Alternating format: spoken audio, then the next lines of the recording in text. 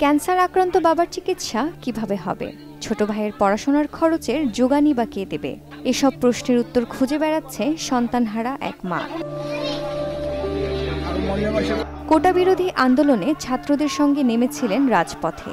নতুন বাংলাদেশে আনন্দ মিছিলে পুলিশের ছোড়া গুলিতে গুরুতর আহত হয় লালমনিরহাট জেলার আদিতমারী উপজেলার মিরাজ খান।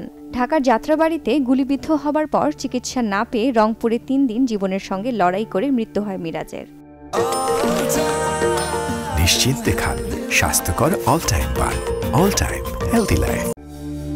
এদিকে ক্যান্সার আক্রান্ত বাবাকে রেখেই ছেলের অকাল মৃত্যুতে পাগল প্রায় মা। এই নিয়ে ছাড়া আমার কিছু নাই। আমার স্বামী তো অসুস্থ ছিল, আমার ওই ছেলেই দেখছে সব কিছু। এখন ওই ছেলে আমার চিকিৎসা করার জন্য অনেক টাকা ছিড়াইছে। এখন আমার স্বামী এখন সুস্থ এখন হয়ই নেই। তারপরে আমার ছেলে এখন গুলি খাইলো। আমরা এখন চাই বিশেষ চাই। আমরা এখন আমার যেটা সংসার চলাইবে সেটাই তো দুনিয়ার থেকে কাড়ি নিল।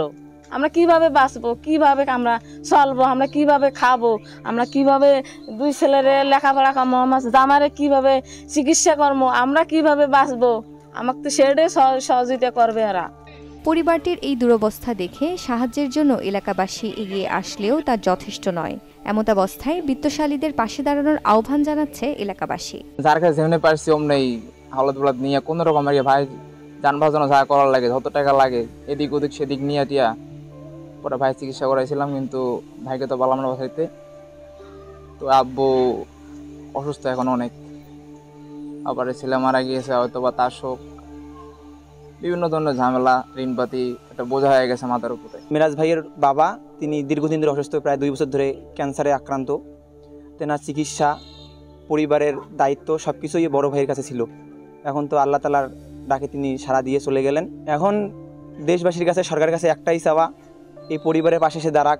বৈষম্য বিরোধী ছাত্র আন্দোলনে প্রাণ হারানো মিরাজকে শহীদের যথার্থ মর্যাদা দেওয়ার কথা জানান শিক্ষক। যে আজকে ভারাক্রান্ত হৃদয়ে বলতে হচ্ছে, এই মিরাজ বিজ্ঞান শাখার ছাত্র ছিল, স্কুল শাখার। ও এমন নম্র, এমন ভদ্র, মানে এরকম ছাত্র আমার চোখে কম পড়েছে। মিরাজ আমাদেরকে শিক্ষা দিয়েছে। আমি শিক্ষক হিসেবে আমি কিন্তু জাতিকে বেশি শিক্ষা দিতে পারি নাই। এরা এই ছাত্র মানুষরা আমাদের আজকে দেশটাকে রক্ষা করলো এবং বৈষম্য দূরই হোক, আমরা এটা চাই। আর এই মিরাজের আমি মনে করি সে দুনিয়া থেকে চলে গেছে, বাকি পরিবারটা যাতে সুন্দর মতো চলতে পারে, ওরা যাতে বৈষম্যের শিকার না হয়। বিত্তবান ব্যক্তি যদি থাকে সমাজে, তারা দয়া করে আগে আসেন। 5 শতক জমি বাদে সহায় সম্বল বলতে আর কিছু নেই মিরাজের পরিবারের। ঋণ করে সাময়িক চিকিৎসার খরচ চালালেও বাকি দিনগুলোতে কিভাবে পরিস্থিতি সামাল দিবে এ নিয়ে উদ্বিগ্ন নিহত মিরাজের পরিবার। Desk report, channel 24।